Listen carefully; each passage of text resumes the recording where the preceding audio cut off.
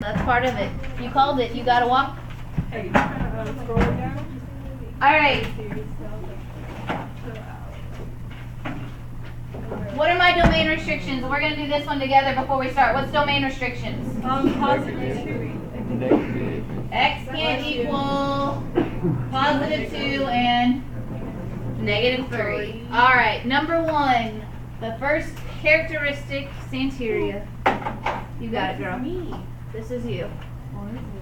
It is you. So we use our domain restrictions starting with who? Who do I start with? Negative infinity. And I come to negative 3 first. Union. Negative 3 to my next stop, which is positive 2. And union 2 to infinity. That's kind of not cute. That's okay. We kind of know what you're saying. A little bit. We kind of got, slanted, it's yeah. really going down to the diagonal, but that's all right. It's still there and it's right, so we're going to go for it. Number 2 is going to be my hole. Who has my hole? Number 2, is anything going to simplify? No, so Josh is going to put, not 0, he's going to put none. Beautiful. So I didn't have to worry about looking at anything else because I didn't have a hole. 3, pause, we're going in order. I thought we were going to go like that. No, we're going in order how we found them. 3 is my vertical asymptotes. Okay, there's one thing I don't agree with this. Who knows what it is? They are lines, so they should have something equal to this. Sine. X equals 2 and negative 3. It's a line, so that x equal should be there. We didn't use any of my domain restrictions for a hole, so they are both vertical asymptotes. So I'm going to start putting these on here because I can. I didn't have a hole, so I didn't have any graphs, but Faith has a vertical asymptote at negative 3, so make sure you are drawing in and sketching them too, and at positive 2. Alright, next would be my x-intercept. Who has my x-intercept?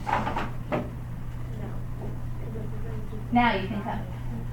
How do we find x-intercept? We set the what?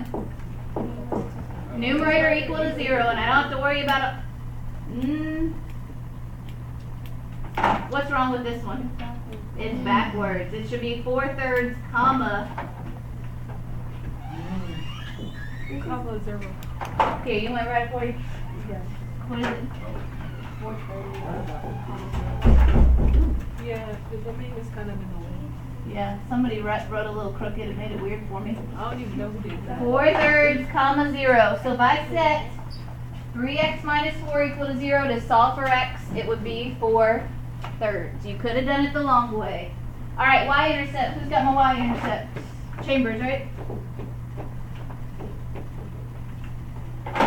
There, I made you your ordered pair of brackets so we don't go all over the place anymore. 0, comma. Beautiful. Where did you get 2/3 done? We plug in 0 for x, or it is what? Just the It's the constants. Negative 4 over negative 6 reduces to 2/3. Positive 2/3. Alright. Who had my horizontal asymptote? Elijah? 9. Y equals what? 9. It's not none. Oh, 0. Because it's My 1 bad. is less than 2. So my numerator is less than the denominator is y is equal to 0. Does that mean I'm going to have a slant? If I have a horizontal, what's going to go next to slant? 9. None. If you have a horizontal, you don't have a slant.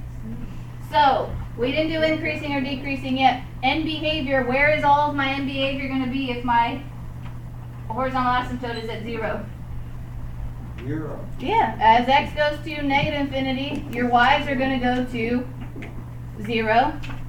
As x goes to positive infinity, y is also going to go to 0. These should match up. If you have a number for your horizontal asymptote, it should match up every single time. Okay? Alright, that's it. You do not have homework tonight. Oh, yeah. We did a lot today. Okay. Next class, we're gonna finish increasing, decreasing, slant asymptotes, and we are gonna be reviewing and sketching, okay? I will put these on Aspen. I'll have to